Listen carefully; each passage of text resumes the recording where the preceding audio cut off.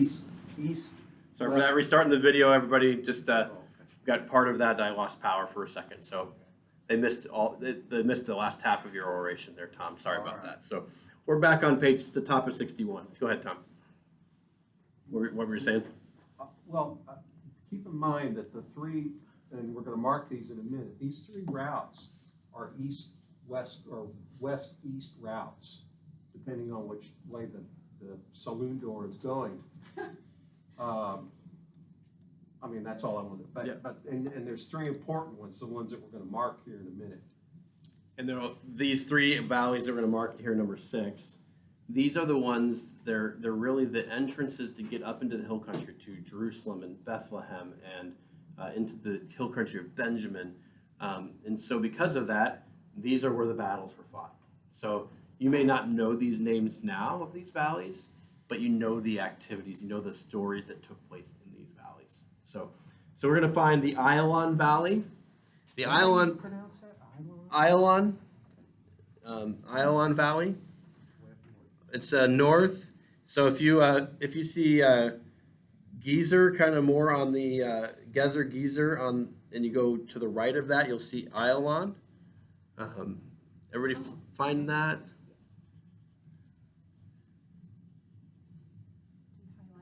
You highlight Ayalon. Yeah, highlight the Ayalon Valley. All right, and then we're going south of there. So you'll see a city named Ayalon. If you follow that road south, you're going to stay, and it goes a little bit more towards the west. You're going to run into the Sorek Valley, which is right around Beth Shemesh. That's more to the east of Ekron. And this really illustrates how the Philistines and the Israelites faced one another. Yep. Because Beth Shemesh was an Israelite city. Timnah was originally a Philistine outpost.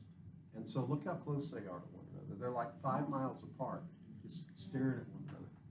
And you see the same, Yeah, so let's go south of the Sorek Valley, kind of the next kind of road that goes east and west from south of the Sorek Valley Road. You'll see the Elah Valley is the next one as you enter in there. And again, you have this east and west as you get to the valley, and then you head up into the hill country from there. All right. So highlight the inland branch of the coastal highway. So we're going to highlight, we've done this before in other maps, but we're going to do it on this section of the map. We're going to begin in the upper left-hand corner of the map at the longitudinal reading of 140 in highlight. So you'll see at the very north of the map, you'll see the first road that comes in just kind of cuts off at a corner. The next one road right next to the 140 that's north of Gittayim. You see where I'm starting? To Aphek and Galilee, yep. And then you're gonna go from the one that goes down through Gibbethon. Do you see which branch you're taking there? Yeah, highlight down from there down to Gibbethon. Keep going south then to Ekron. That's one of those chief Philistine cities. You're going to go south from there to Gath, which is where the next city is south on that road. Okay, so when you're coming down and you're near Gezer, you take the... Oh, so you want to go, want to get to more left of Gezer. Oh, okay. So we're at Forks, stay to the left, to Gibbethon. And then from Gibbethon, keep going south. When it forks again, you're going to go to the right, so you go to Ekron. Yeah. And then from Ekron, you're going straight south to Gath. And then you're going to go west of Tzika. So if you see Zika at the Zeta, you see where that is? You're following that and then off the map. That's the western of the coastal highways. Or the eastern of the coastal highways that are there. Okay. So here, from Gath, you're basically going by Zeta and off the map. So the one that goes more south, but it does get you off the map. Not the one, yeah. and they're between that, mine says to, yeah. All right. All right, these western slopes of the hill country drain into the canyons whose stream beds flow into the east-west valleys of the Shvela and then onto the Mediterranean Sea. So all of these canyons, all of these waters that come here, they're flowing into through these valleys. And so they're well-watered areas. They're good for growing crops, which means people want them. Not just because they're controlled the east-west trade routes, but they also are good croplands. All right. The softer limestones and chalks of the Shvela erode into broad valleys compared to the deep V-shaped canyons of the hill country, which are far more rugged. The three prominent east-west valleys you have just highlighted are much broader than valleys farther south, whose drainage in the Shvela is more complex. You may be able to find three other main valleys south of the Ela Valley. One, the Gariv Valley, runs from the area of Tricompus past Ir Nasha, and these words turning north past Libna. We're not going to just go through this part, but those are just, there are other valleys. They're just not as defined for us, and they don't come into play as much in the biblical account. So that's what that paragraph is about. We're not going to spend a ton of time there in that. But Micah, a message, talks about some of these things as well in Micah chapter 1. He says, "For behold, the Lord is coming from his place. The mountains melt beneath him, and the valleys split asunder. Harness the horse to the chariot, you who live in Lachish. I will bring a conqueror, the Assyrians, upon you who are living in Mareshah. Rise, argue your case before the mountains, and let the heights hear your voice. But in the latter days it shall come to pass that the mountain of the Lord's temple, then in Jerusalem, on a much lower ridge than the region of Hebron, will become the highest of the mountains. And you, Bethlehem, Ephrathah, small though you be among the clans of Judah, from you one shall come forth for me, who will be ruler in Israel.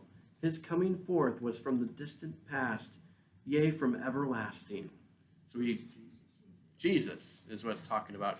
But notice how it even talks about the valleys, the ascent levels in, that they're at first we get this idea that the Assyrians, Lachish is down here in the southwestern part of our map. It mentions that by name. It talks about even the mountains around Hebron were taller in elevation than Jerusalem. But it's saying Jerusalem is going to rise to prominence in the midst of that. So just interesting as it goes through there. The valley to the south, the Lachish Valley, gathers streambeds of Mount Makata, Beit Makidim, and flows past the magnificent site of Lachish. Hopefully we'll get to go there again. That was pretty amazing there.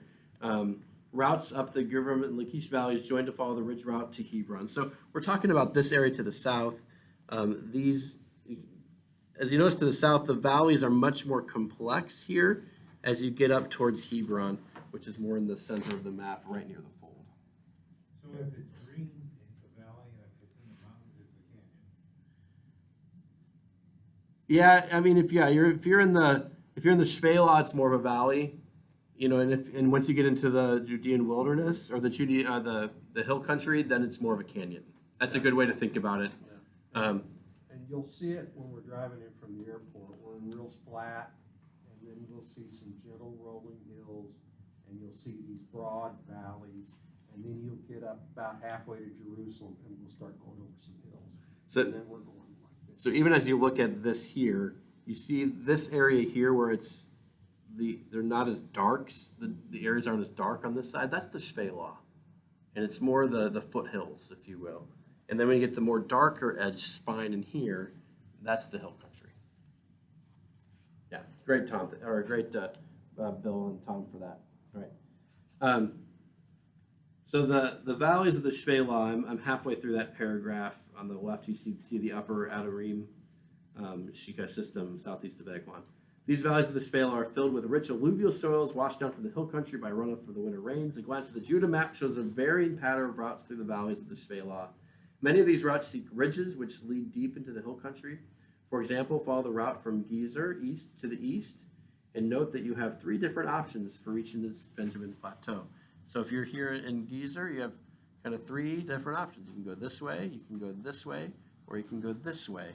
Through the Ilon Valley, there's three, that the Ilon Valley we highlighted, there's kind of three different routes to get up into the Benjamin Plateau. Run your eye down the Shvela, note how its pattern of routes changes and how ridge routes into the hill country follow its various paths. By doing this, you are surveying some of the most documented roads in the history of the land between. The events studied below are only 2 of many episodes which could be recounted. Events in this unit reveal the character of the Shvela as a buffer zone or battlefield. The first event demonstrates an attempt by coastal people to penetrate the Shvela as a prelude to entering the hill country in pursuit of their enemy. The second event illustrates Judah's need to place its first line of defense in this buffer zone between Philistia and the heartland and the hill country. The same line of defense could also be used as a springboard for moving west into the international arena of the coastal highway. Right, that's talking about the swinging doors as we're going through here, depending which way you want to go.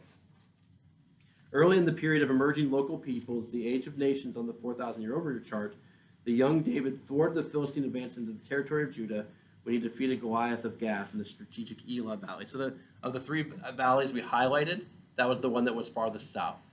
That was the Elah Valley. That's where David and Goliath took place, in that valley, right? David's grandson Rehoboam evaluated the approaches to Judah and heavily fortified the western approaches via the Shvela, either before or after an attack by Pharaoh Shishak of Egypt. So event 18. So we are going to be looking at David and Goliath and see how this takes place and goes. So highlight the central Benjamin Plateau in the northeast corner of the map. So find Benjamin, we underlined that in orange, but in your yellow, highlight the central Benjamin Plateau, which is in that area, near Ramah and Gibeon and Mizpah, in that area. It's due west of Ramah. Central Benjamin Plateau. So you see there's still some hills there, but it is this kind of this flat plateau area right in the midst of the hill country. Good for farming and for just a secluded little area right in the midst of that. That's Benjamin's sweet spot of its territory. That's where most of the people lived from Benjamin. All right, now we're going to go to Gath and Ekron, which are on the top side of the map, but nearer the edge on the western edge. Highlight, so in yellow, Ekron and Gath. They're on that coastal highway route that we highlighted, or right near that. Put a blue box around the city names with their dots and elevations. So this kind of a big box around Ekron and around Gath. Include the elevations that's near there, include the city dot, include the name. So just a larger box around those cities. Okay. All right. So who's king at this time with David and Goliath? Who's the king? And Saul was from what tribe? Benjamin. So Saul actually lives in Gibeah, so kind of south of the if you go on the ridge route south of the central Benjamin Plateau, you'll run into the town of Gibeah. That's where Saul's from. So he's from that area. I mean, all those cities you're talking about, they're less than like 2 or 3 miles from each other. I mean, they're close. Okay. All right. Our marking thus far calls attention to the position of the valleys of the Shvela between an inland branch of the coastal highway via the Philistine cities of Gath and Ekron and the Judean ridge route at the heart of the hill country. In the book of 1 Samuel, the Philistines made numerous incursions through these valleys in their attempt to dominate the Israelites in the hill country and contain their increasingly nationalistic spirit.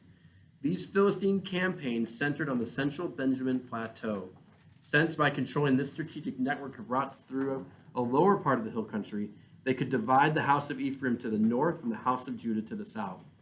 The plateau was also home to the tribe of Benjamin and Israel's first king Saul, the Benjamite, who set up his government at Gibeah, a prominent hill overlooking the region. So not only was this kind of the easiest way to get in and out of the hill country, it also is the easiest way to get down to the Rift Valley, where the Jordan River is. So the central Benjamin Plateau controlled the east-west routes in the hill country. All right. In the days of Samuel the prophet and early in Saul's reign, the central Benjamin Plateau was finally cleared of Philistine garrisons, and the routes approaching it from the Ayalon Valley were no doubt carefully guarded by the growing Israelite militia. The Philistines, however, knew that other routes led to Saul's capital. As they mounted a fresh offensive, David's decisive faith in action rescued his people and demonstrated his ability to lead them. The account of David's defense of Judah begins along the Judean ridge route in the book of 1 Samuel. The book represents two important steps forward in the history of the Israelite monarchy. First, it marked the transition from leadership by Israelite tribal judges to a monarchy united under one national leader. Event 9, which we talked about on a different map, illustrates this transition in which Saul successfully delivered the Israelites in Jabesh Gilead and proved himself a worthy king. So that was on the Transjordan, the other side of the Jordan River, that Saul did that. The second important step was the shift from the Benjamin-based monarchy, always overshadowed by Ephraim, of the prominent house of Joseph, to a Judah-based monarchy. The foreshadowing of a needed change first appears in 1 Samuel 13, when the crown prince Jonathan provided deliverance from Philistine oppression, while Saul offered an unauthorized sacrifice and lost his dynastic right. After Saul's rash act, Samuel said, "Now your kingdom will not stand. The Lord has sought out a man after his own heart and commanded him to lead his people." And then the next chapter, Jonathan again delivers Israel from a Philistine occupying force, while his father Saul issued an unreasonable oath, which limited a much-needed victory. Chapter 15, Saul again disobeyed in the war with the Amalekites, and Samuel declared, "Because you have rejected the word of the Lord, he has rejected you as king." In panic, Saul seized Samuel's robe and tore it. In the usual Middle Eastern fashion of seeing some meaning in every event, Samuel said, "God has torn the kingdom of Israel from you today and has given it to your neighbor who is better than you." The foreshadowing gave way to a divine command in 1 Samuel 16, which even took Samuel by surprise. Samuel the Ephraimite, who had overseen the rule of Saul the Benjamite, received explicit instructions. "Fill your horn with oil. Be on your way. I'm sending you to Jesse the Bethlehemite in Judah, for I have seen among his sons a king who has my approval." Can somebody keep reading for us the next two paragraphs? Samuel's startled response is especially strong in its Hebrew original, ek, I don't know. Yeah. How shall I go? Samuel was not asking for directions, for he knew how to get from his home of Rajah in Bethlehem to Bethlehem in Judah. He even stated that he feared to walk by Gilboa, Saul's capital, on the way to Bethlehem. He knew that in those days Saul was in no gentle mood after Samuel had chastised him. The phrase might be paraphrased, "How in the world can I go and do a thing like that?" Samuel, however, made the journey. As he walked south along a time-worn watershed route, he had no idea that he was creating a much greater watershed in the history of Israel. Joshua of Ephraim had led the Israelites into this promised land. The Israelite tribes knew they had to respect Ephraim's leadership, a fact when Barak consulted Deborah, quote, who was judging in the hill country of Ephraim, and when the Ephraimites upbraided Gideon for not consulting them. Early Israelite decisions were made at a central sanctuary at Shiloh in Ephraim. And since Shiloh's destruction, Samuel, an Ephraimite, had become Israel's spiritual leader and elder statesman. His short trip to Bethlehem changed all that. All right, so Shiloh is not on our map. It's a little farther north in the hill country of Ephraim. But you can see Ephraim is kind of the dominant tribe. You can see Joshua is from there, Samuel's from that tribe. Deborah ruled from that tribe. They're this constant as we look through some of these other events that are there. And so we're going to mark on our map, we're going to mark Ramah. So in the central Benjamin Plateau, Ramah is on the eastern edge of the central Benjamin Plateau. So highlight Ramah with the yellow. First city just above Line Benjamin. Right? And then if you go south on that ridge route from there, you're going to come to Gibeah. That's where Saul's capital is. Highlight there. Follow that. Have we highlighted that road? Yeah, we did. So follow that road down to Bethlehem. You're going to go past Jerusalem, which is not yet a Judean city. David conquers that later on. It's still a Jebusite city. Follow that all the way down to Bethlehem. You see where Bethlehem is? Highlight Bethlehem. So Samuel knows how to get to Bethlehem. You get what's the issue? I have to pass by Saul's capital. So from Ramah, he has to get by Gibeah to go down to Bethlehem. And if he goes, Saul's going to, he's afraid of what Saul's going to do to him. You're looking at that whole distance, that's probably about 10 miles. So, these tribes are pretty close to each other. They're not that far apart. Put a small orange box around the dot of Gibeah. Don't you think too, because of Saul's Samuel's capital. notoriety, Samuel's gonna hear that he's, Oh, Saul's going to be, I think, yeah, Samuel's going. Saul's going to hear that Samuel's walking. And so the Lord tells him to go offer a sacrifice. So if you read that account in Yeah. Scripture, Samuel's got a cover story. God gives Samuel a cover story of why he's going to Bethlehem. right, I remember that. Yeah. So put an orange box around Gibeah's dot, so that's Saul's capital.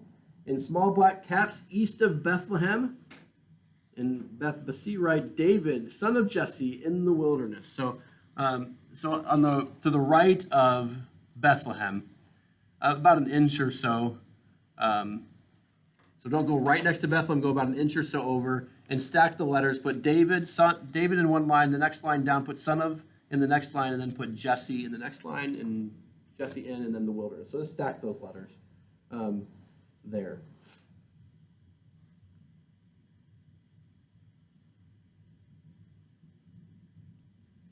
So we kind of did this already. We followed Samuel's journey from Ramah to Bethlehem. You can calculate the distance. Looks about 10 miles or so. Look at the scale at the bottom. His journey was made as the Philistine threat grew into the Shephelah. To make matters worse, Ephraim had been weakened by the Philistines' earlier triumph at Aphek and subsequent invasion. Under Saul of Bethlehem, the Israelites had recovered to some extent, but now Saul faced divine rejection. On his way to Bethlehem, Samuel would have passed just west of a city inhabited by the Jebusites, non-Israelites who at some point had settled there.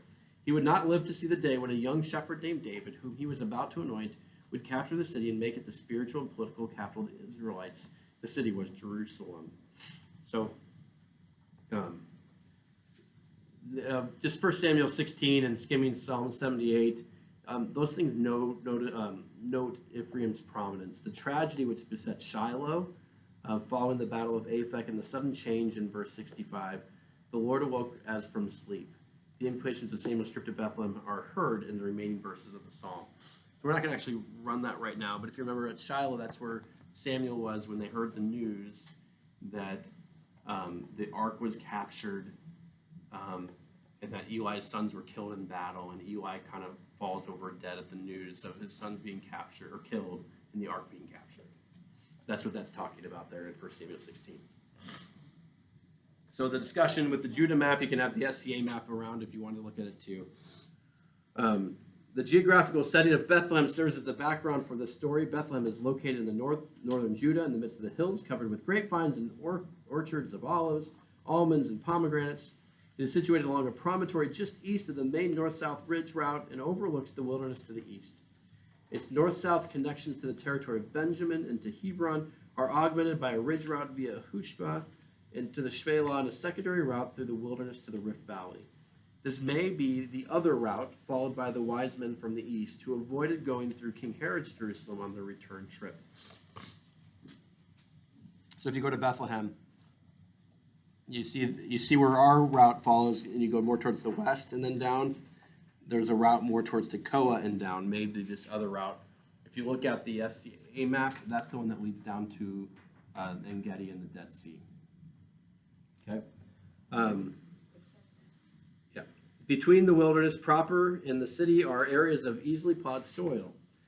Bethlehem, literally in Hebrew, means house of bread. Bet is house, and Lechem is bread. Bet Lechem, Bethlehem. So literally means house of bread. Easily plowed soil with sufficient winter rainfall, these can be transformed into fields of grain, such as those owned by a prominent Bethlehemite named Boaz. These grain fields might explain the name Bethlehem, house or place of bread, food, although some feel that Lehem is a form of the Hebrew word to wage war and perhaps the name of the local god. I don't buy that. It was in this setting, east of Bethlehem, that the story of Ruth the Moabite took place. Since Boaz and Ruth were the grandparents of Jesse, David's father, now might be an appropriate moment to skim the book of Ruth. We're not going to do that right now. The four short chapters of this book not only provide information of David's family background, but also recreate the setting of the region around Bethlehem during the late April and May, when the grain is harvested in this part of the hill country. The story also describes travel and religious ethnic exchange between Moab and the people of Bethlehem. This is before that last event where we saw Moab Moab and Edom kind of came against Israel. This is still when they're kind of getting along. Okay. this could have taken place via the En-Gedi route, but more likely along the route which crosses the Rift Valley north of the Dead Sea. These events occurred at the end of the period of the Judges. The story takes an added meaning when one recalls the advance of the king of Moab and Israelite deliverance by Ehud, the Benjamite, who then sounded the trumpet in the hill country of Ephraim. Farther to the east of Bethlehem, grain fields give way to chalky slopes of the wilderness. With sufficient winter rain, a light covering of grass allows hardy shepherds to graze herds of sheep and goats. Northern slopes, shaded from the low winter sun, may remain green for a few months. After the first weeks of hot weather in late spring, often accompanied by dry eastern breezes, the grass turns brown and dies. The prophet Isaiah applied the certainty of this annual occurrence to human experience, and they added a potent spiritual message in one of the Bible's best-known passages. In the summer after the grain harvest, shepherds often bring their... So Isaiah 40, that's comfort, comfort my people, says the Lord. Low voice calling in the wilderness, prepare the way of the Lord, make the desert straight. That's what Isaiah 40 is. In the summer after the grain harvest, shepherds often bring their herds into the harvested fields of grain to eat the stubble. The wilderness remains dry and dusty until reviving rains in winter fall again. Shepherding is a great responsibility. It is the job of the shepherd to find food and water for his herds in the wilderness and to protect them from the heat of the day and from wild animals which prey upon them at night. If water is not available at the right time, an entire herd may perish. Since herds of sheep and goats represent an important investment for the farmer, sometimes the only investment for the Bedouin, the task of tending the herd is a very serious task which takes constant care and wise planning. A lesser member of a farmer's family, old enough to be trusted, or a hired servant tends the herds, taking them out into the wilderness to pasture for days or weeks at a time. Alone in the wilderness, the shepherd must take full responsibility for the herd, with nowhere to turn for help. While being vigilant, shepherds have time to reflect, to pass time, and to keep company in lonely surroundings. Shepherds often improvise simple musical instruments to play, such as an easy-to-carry flute. Some become versatile playing such instruments. It was in this context that the young shepherd David reflected upon spiritual realities which later became psalms. Their imagery often includes grass, paths, especially level places, sure footing, heat, thirst, even threshing floors for processing grain, which Bethlehem shepherds today still pass as they lead their herds to and from the wilderness. So we're not going to read through Psalm 23, but right, the Lord is my shepherd, I shall not want. He makes me lie down in green pastures. He leads me beside still waters. He restores my soul. Even though I walk through the valley of the shadow of death, I will fear no evil, for you are with me. Your rod and staff, they come from me, right? This idea of the food and the rain and everything else that goes on that God gives in the midst of that. So, and we have the ideas from Samuel in the midst of those things as well. So as we look at those images, those things that the shepherds would have had and known, David would have become very good at playing instruments. He'd improvise that. But there's also something else that the shepherds probably did that passed their time. And you can imagine a younger boy getting his sling out and just, I wonder if I can hit that rock over there. All right, I'm going to try again. I wonder if I can hit that tree branch, right? You can picture that, can't you? As they're just out there letting the flocks graze, they got to pass the time. David probably became a very good sharpshooter. They still have these contests today with people with slings and other things, and they are marksmen at these things that they can do, and they can hit their target with accuracy over and over again, and the velocity over and over and over again. And that also was a protection. So it's a skill. In other places, it talks about how Benjamin had some of these slingers, the tribe of Benjamin, that were phenomenal at this, and they were worth their weight, more than infantrymen and others. Archers later replaced them, but slinging was something that people could do that didn't cost as much to maintain as archers and didn't have to have the right wood and the right, just so this was a very major part of this. So There's plenty of rocks in Israel, so you've got plenty of ammunition. Yeah. The reading in Samuel contains the Spirit of the Lord, which came mightily upon David from that day forward. That's when David was anointed king. He was out watching the field. He didn't get invited to the feast because he's out in the field. And they said, Samuel, we're not going to sit down and eat till he comes. Well, he might not have been just like the side field. he might have been hours away. And Samuel's like, we're not going to sit down until we get him back here. Right? So that's not necessarily a short thing.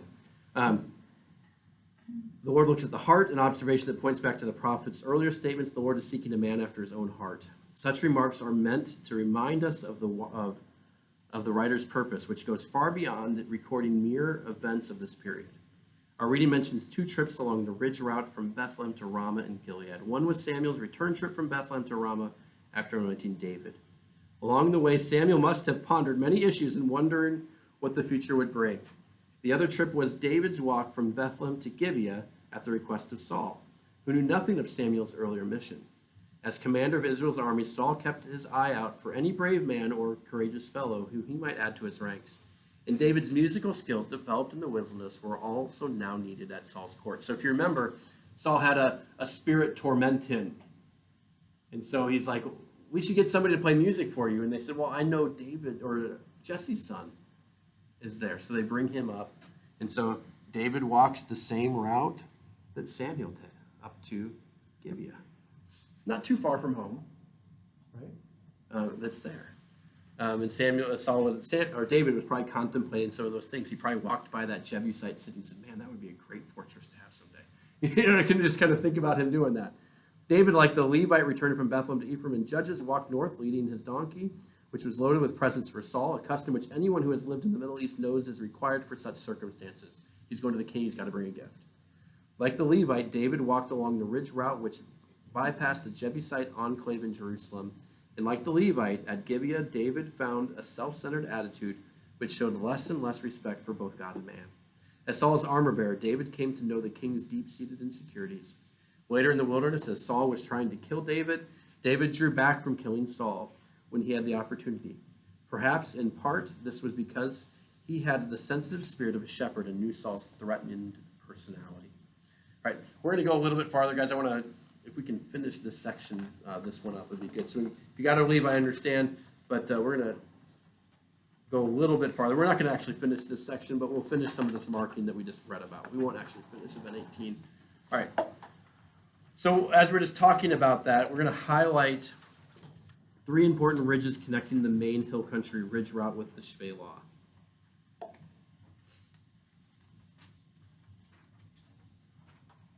All right, so begin at the intersection just southwest of Ramah. So Ramah is up by Benjamin, just north of Gibeah. All right. So just southwest of Ramah, you see where that intersection is on the ridge route? From there, we're going to go to the left. So highlight to the left, to the west. And then we're intersecting all of these roads. We're going to go, when we get to kind of near Gibeah, you're going to go northwest just before Gibeon.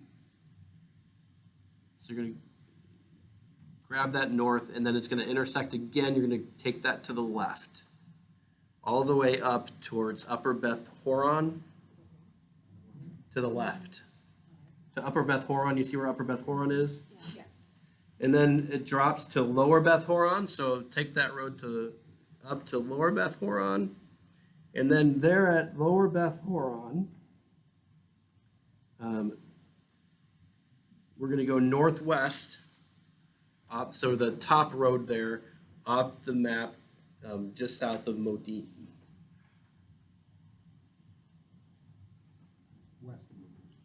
West, yeah, to the left of Modin, yeah. All right, when you get that one, go back to Lower Beth Horon. That's where we, so just kind of go back 3 or 4 inches there, 5 inches to Lower Beth Horon. You guys with me? All right, this time, we're going to highlight the middle road coming out of Lower Beth Horon, which is going to take us, so, yeah, it's going to go, yeah, we're going to go on the top part of the Ayalon Valley. So it's going to go west, and then it cuts southwest. Cross the road north of the Ayalon, on the northern side of the Ayalon Valley, and then we're going to go continuing west till we get to Gezer or Gezer.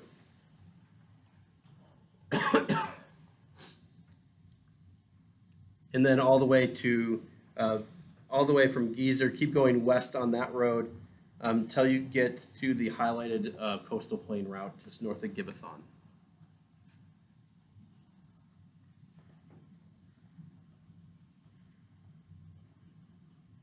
All right. Now we're going to find Bethlehem. I think we got that one highlighted already. And we're going to go, you guys see where Etam is? It's southwest of Bethlehem, about an inch or two. All right. Yeah. So go at Etam, or just near Etam, what we're going to do, we're on that ridge route there. You see that intersection that's just kind of north of Etam, where it kind of looks like a sideways Y? Take the northern route there. So it's like Kedar, near Hushan, and you're going to loop around. You're going to continue going west and then it forks again. You're going to take the southern or the bottom route towards Timnah, all the way down towards the Elah Valley.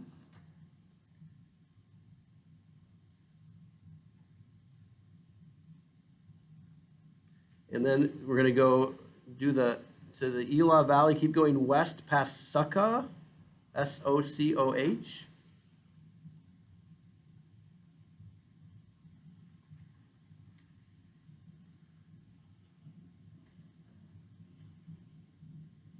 And then, is that where it stops, or just wants to go over to the? And then you can take that all the way basically to Gath. It doesn't necessarily say that, but that's the route that they're talking about. You can take that all the way to Gath, to the highlighted route there.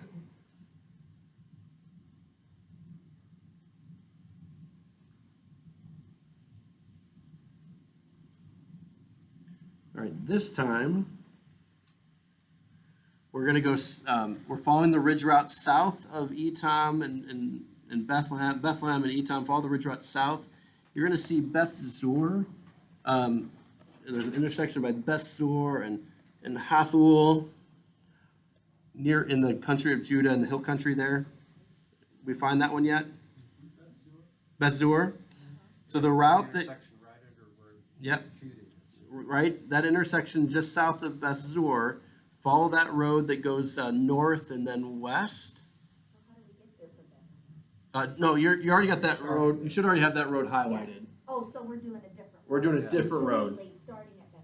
At Beth Zur. So start at Beth Zur and highlight the road that goes to the north and west, all the way up to the Elah Valley. Past Adullam, and then to the Elah Valley. When you get to the fork that's at the bottom end of the Elah Valley, take the left fork to take you to Socoh and to join the other route there. That's the Beth Zur ridge route. All right. So 1 Samuel records several Philistine incursions that used or may have used the routes leading from Gezer region along the northern Beth Horon ridge route to central Benjamin. The Philistines entered Benjamin to disrupt Saul's tribal assembly at Mizpah, just north of Ramah, along the central ridge route. After Saul successfully dealt with the eastern threat in the Ammonite battle at Jabesh Gilead, the Philistines responded from the west with another move into the central Benjamin plateau, which established an occupying force at Geba, just east of Ramah. So, I don't know if that's on our map, Geba. Yeah, it's the next city over from Ramah east. Oh yeah, so the Philistines made a fortress all the way that far east. And Jonathan, that's where Jonathan did some fun stuff there. All right. After Saul successfully dealt with the east, so we got that. Jonathan's attack on the Philistine force that brought a much bigger Philistine force, which set up a camp near Michmash, an area beyond the central Benjamin Plateau in the deep Suwanet Canyon. Jonathan's tactics again forced their quick and disordered retreat from Michmash. This time the Bible records that Saul's forces, together with Israel troops hiding in the hill country of Ephraim, that day struck down the Philistines from Michmash to Ailon. So Mi'kmash is up here, all the way down to Ailon. Chased them basically out of the hill country. The Philistines were not at all happy. And so, timing-wise, you want to push and get this next one? Or let's call that a day here. We'll call that a day. We're page 65. So we're going to end on page 65 there. We'll pick up with the next marking, and we'll get into the Elah Valley and David and Goliath and those things there.